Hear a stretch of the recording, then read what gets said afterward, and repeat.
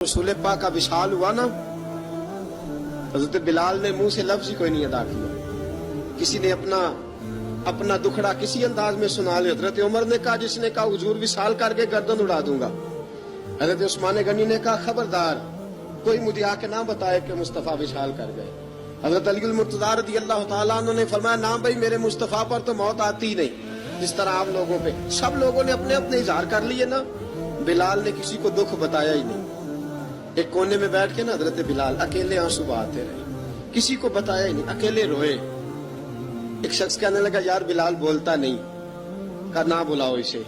असर की नमाज का वक्त हुआ ना, तो वो बिलाल जो काबे की छत पे बगैर सीढ़ियों के चढ़ गया था, वो बिलाल जो काबे की छत पे बगैर किसी सहारे के चढ़ गया था, उस बिलाल को कहा कि बिलाल चढ़ जरा, आजान पढ़, मस्जिद की छत पे चढ़ जा। हजरत बिलाल कई बार चढ़े और कई बार गिरे, कई बार चढ़े और कई बार गिरे। हजरत बिलाल हबशी रज़ी अल्लाह तआला ने आवाज दी, कहा सलमान मेरी मदद करना, मेरी मदद करना। अब मुझसे चढ़ा नहीं जाता, अब मुझसे जाया नहीं जाता। जनाब सलमान फारसी ने भी सवाल नहीं पूछा कि बिलाल तू बीमार है, ये नहीं पूछा।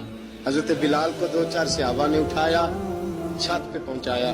बिलाल ने अजान शुरू की। जब कहा ना अल्लाहु अकबर अल्लाहु अकबर, वो आवाज जिसमें बड़ा सोज होता था, बड़ी दर्द, बड़ी बुलंदी होती थी, बड़ा जोश खरोश होता था, आज वो आवाज दब गई। जब बिलाल ने कहा ना अशहदु अल्ला इलाहा इल्लल्लाह, हजरत बिलाल रज़ी अल्लाह तआला अन्हु ने थोड़ी देर रोक के सांस लिया।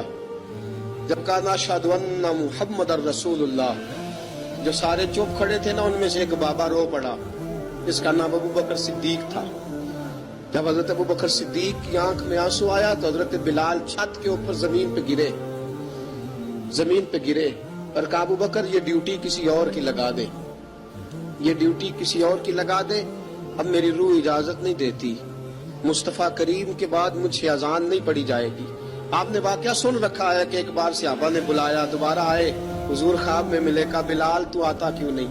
बिलाल छोड़ के चले गए थे, फरमाया अब मेरा यहाँ दिल नहीं लगता। मुल्क के शाम के शहर हलब में चले गए थे, छोड़ दिया था मदीना मुनव्वरा। अब मेरी निगाहों में जचता नहीं कोई, जैसे मेरे महबूब हैं ऐसा नहीं कोई।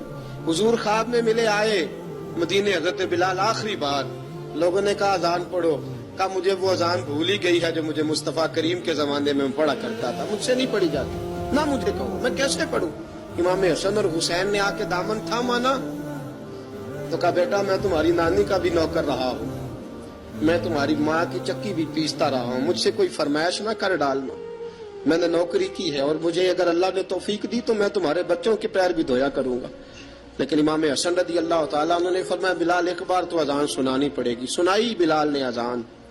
कोई घर मदीने में ऐसा नहीं था जहां से रोने की आवाज ना आई हो।